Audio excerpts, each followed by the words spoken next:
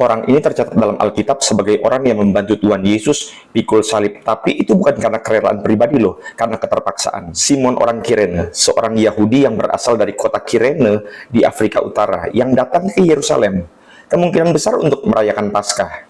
Ya, dia baru saja menempuh sekitar 1.800 km dengan perjalanan antara 3-4 minggu.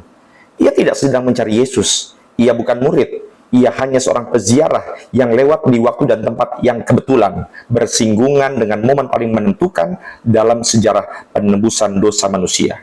Dalam Markus 15 ayat 21, tertulis bahwa Simon dipaksa memikul salib Yesus. Ia tidak menawarkan diri memikul salib, tetapi dibebankan secara sepihak oleh tentara Romawi. Dan itulah awal perjumpaannya dengan Tuhan Yesus. Kita tidak akan menemukan lagi nama Simon orang Kirene selain daripada kisah di Via Dolorosa ini. Tapi Tuhan punya rencana untuk menyentuh hidupnya dan melalui dia juga anak-anaknya. Injil Markus menyebut Simon bukan hanya sebagai orang Kirene, tapi juga sebagai ayah dari Alexander dan Rufus.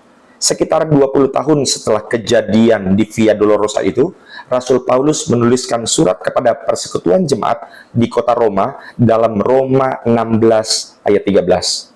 Salam kepada Rufus, orang pilihan dalam Tuhan, dan kepada ibunya, yang bagiku adalah juga ibu. Rufus, nama yang sama dengan nama anak Simon orang Kirene. Rufus bukanlah nama umum. Ia menjadi bagian penting dari jemaat di Roma, bahkan disebut orang pilihan di dalam Tuhan. Ini menunjukkan bahwa Rufus adalah seorang yang sangat dihormati dan memiliki peran rohani dalam komunitas awal Kristen. Selain itu, Ibu Rufus, yang adalah istri Simon orang Kirene, disebut oleh Paulus sebagai seorang yang menjadi seperti ibu rohani bagi Rasul Paulus sendiri. Tradisi gereja awal meyakini bahwa ia adalah salah satu pemimpin yang melayani di Roma sebagai penatua atau penginjil. Dari sebuah salib yang dipikul karena dipaksa, lahirlah sebuah keluarga yang melayani Tuhan dengan sukarela.